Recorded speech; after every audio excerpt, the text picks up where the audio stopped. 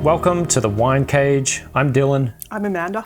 And on this sunny, lazy Friday afternoon in the week between Christmas and New Year's in 2023, we are very much enjoying, spoiler, I think it's pronounced Stonier.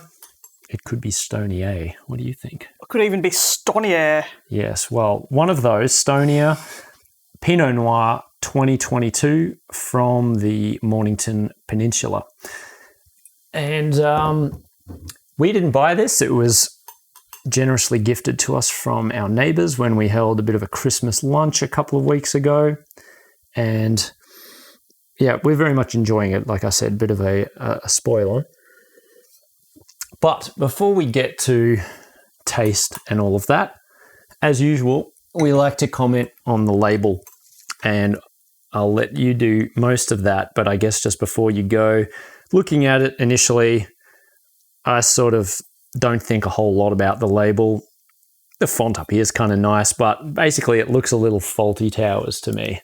A little bit kind of 80s winery, but it still looks kind of classy. It just looks a little dated and a bit naff to me, but Amanda's graphic designer.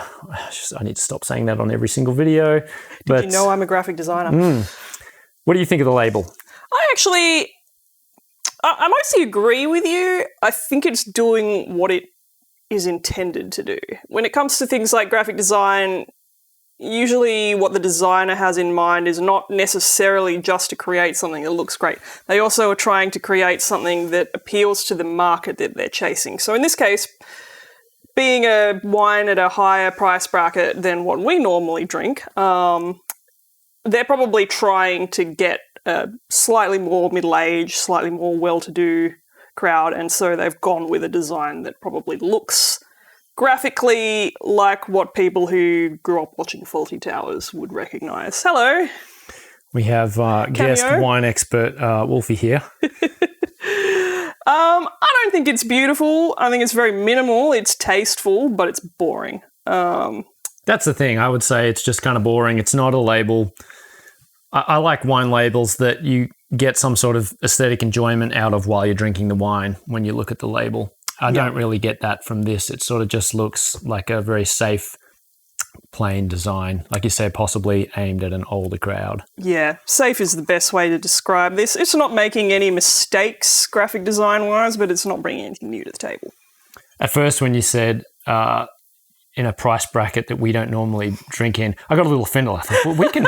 We could afford $45 wine if we wanted to. Then I thought, we don't really buy that, do we? No. We kind of tend to stick around the 15 to maybe 30 range, which we're happy there at the moment.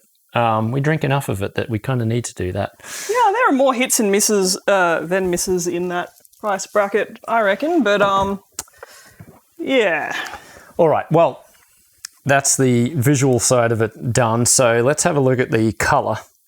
It's a nice bright Pinot, isn't it? Yeah, but it's not sort of a real saturated colour. It's sort of a, slightly toned down sort of colour, which is nice. Yeah. I feel like that reflects kind of the taste a bit. All right, nose. Now, often the nose on a Pinot is not, for my taste, the most agreeable kind of smell. But on this one, I absolutely love it. What do you think of the nose on this one?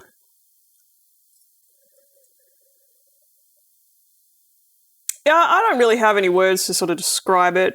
It does smell pleasant, though. It doesn't have the kind of acrid smell a lot of Pinots have. Yeah. So it's smooth. Yeah.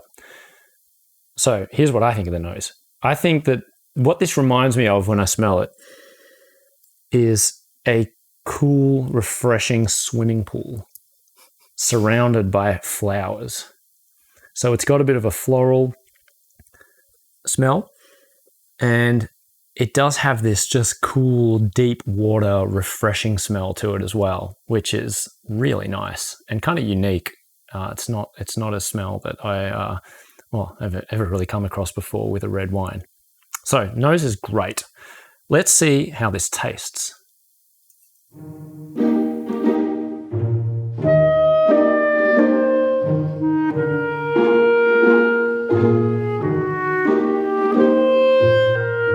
Compared to a lot of Pinots that we normally drink, it's a lot smoother, isn't it? It's a lot sort of smoother. It's not too heavy on the fruity flavours that can kind of make a Pinot and lighter wines taste a little bit boxed wine-ish. It's got none of that. It's just really pleasant. Yep. For me, the taste on this one, up front, it's got a little bit of sharpness. That might be on the first tasting of it, though. That sort of settles on subsequent sips. But it does have a bit of strength, a bit of sharpness up front. But that quickly settles into a deep, dry richness, a sort of velvety kind of richness that is very satisfying. So that's the sort of real feature of this, is that it's got that sort of punch up front, but then it quickly settles into this beautiful, smooth, deep, rich kind of taste. I don't know what else to say. It's just very good. I don't think it's don't get me wrong. I have drank Pinots that might even outshine this, but this is solid and it's really enjoyable to drink, and it just has none of those characteristics of a bad Pinot. And anyone who's drunk a decent amount of red knows what I'm talking about, I think, when I say that.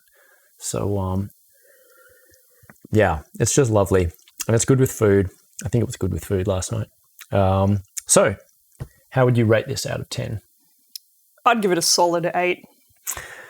Yep, and I would agree with that. This is a solid 8. So a definite repurchase, or a good gift wine.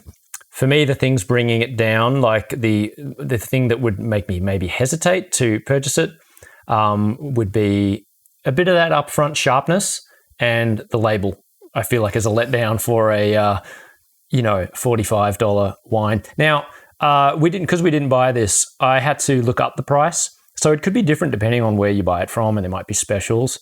But at Dan Murphy's, currently, it seemed to be listed at $44.99. So I think worth it, definitely worth trying. It's unique and it's very nice. Any other words from you? It's delightful. Give it a go. That's going to be it for another Wine Cage. Thanks for joining us, and Happy New Year whenever you're watching this. And we'll see you on the next one. Cheers. Cheers.